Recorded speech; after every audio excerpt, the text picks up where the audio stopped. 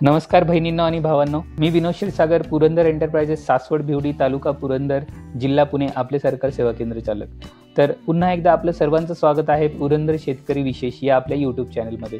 तर आजचा महत्त्वाचा असा विषय राहणार आहे मुख्यमंत्री माझी लाडकी बहीण योजना ई-KYC अपडेटबाबत. तर या व्हिडिओमध्ये आपण या नवीन अपडेट्स कोणत्या आहेत ई-KYC बद्दल त्या आपण पाहणार आहोत.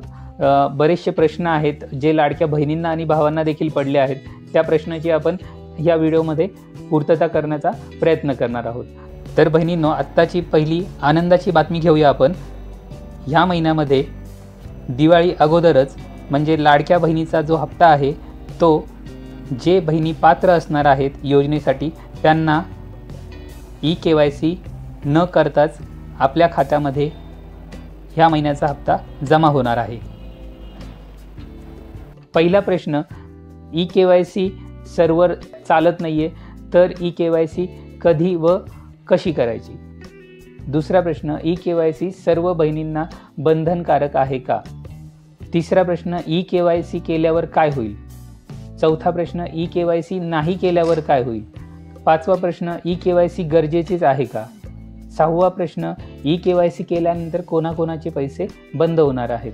तर बहिणींनो आणि भावांनो, या व्हिडिओमध्ये आपण ह्या सर्व प्रश्नांची अशी उत्तरे जाणून घेण्याचा प्रयत्न करणार आहे आणि मला खात्री आहे की या सर्व प्रश्नांची उत्तरे आपल्याला मिळाल्यानंतर आपल्याला कोणताही दुसरा व्हिडिओ पाहण्याची गरज पडणार नाही आहे. जरी आपल्याला कोणता आणखी प्रश्न याविषयी असेल तर आपण मला कमेंटमध्ये टाकू शकता.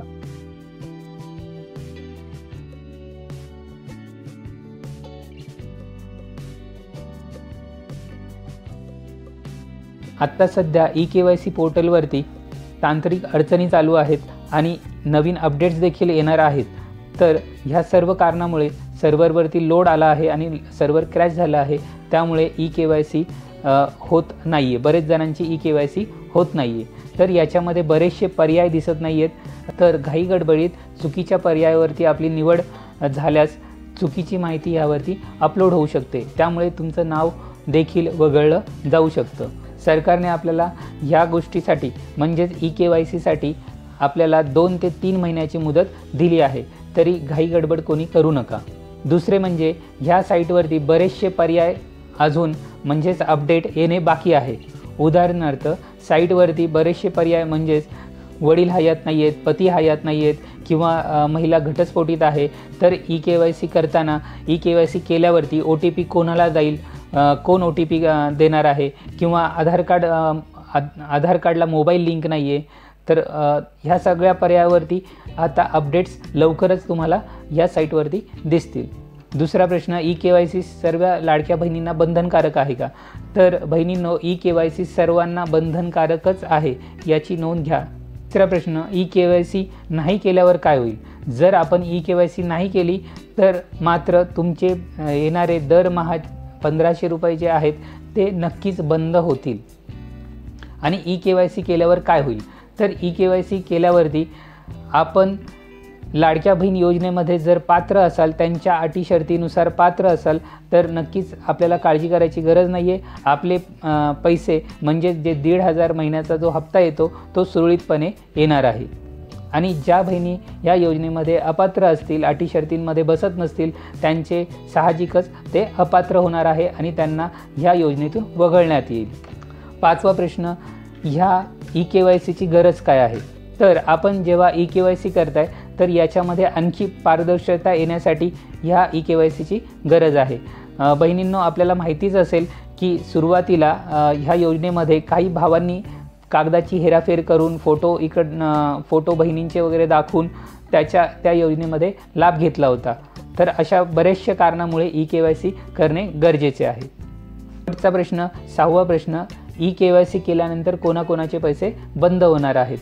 तर बहिणींनो, तर आपण कोणाकोणाचे पैसे बंद होतील. पहिलं तर काही बहिणींना सासरच्या नावे आणि माहेरच्या नावे दोन्ही नावे ह्या योजनेचा ते लाभ घेत आहेत. तर ही बाब ही सरकारच्या निदर्शनात आलेली आहे.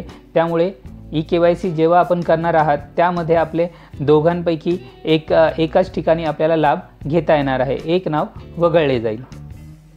काहींच्या कुटुंबामध्ये 4 व्हीलर आहे, म्हणजे 4 चाकी गाडी आहे, तर त्यांचे देखील नाव वगळले जाणार आहे. तिसरं, काही जणांचे 2.5 लाखाच्या वरती उत्पन्न आहे, त्यांचे देखील नाव वगळले जाणार आहे. काही कुटुंबामध्ये सरकारी नोकरदार आहेत, त्यांचं देखील नाव वगळण्यात येणार आहे. काही इतर पेन्शनधारक आहेत, काही संजय गांधी योजनेचा लाभ घेत आहेत. नियमानुसार एकावेळी एकाच योजनेचा लाभ घेऊ शकतो. काही कुटुंबामध्ये 2 ते 3 सदस्य एकाच वेळी लाभ घेत आहेत. नियमानुसार एक विवाहित स्त्री आणि एक अविवाहित स्त्री यांनाच लाभ मिळू शकतो. आणि या सर्व कारणास्तव वडिलांचे आणि पतीचे EKYC करणे गरजेचे आहे. तर बहिणींनो, मी आशा करतो की आपले सर्वांच्या प्रश्नांची उत्तरे ह्या व्हिडिओमध्ये मिळाली असतील. आणि EKYC करण्याची लाडक्या बहिणीची साईट एकदा सुरळीत चालू झाली की आपण EKYC करू शकता. ती साईट चालू झाल्यानंतर आप पुरंदर शेष या यूट्यूब चॅनलवरती सांग. तर आपल्याला माहिती आवडली असल्यास आमच्या पुरंदर शेतकरी विशेष या व्हिडिओला शेअर आणि फॉलो नक्की करा. तर भेटूया अशाच एखाद्या पुढच्या महत्त्वपूर्ण व्हिडिओमध्ये. तोपर्यंत धन्यवाद.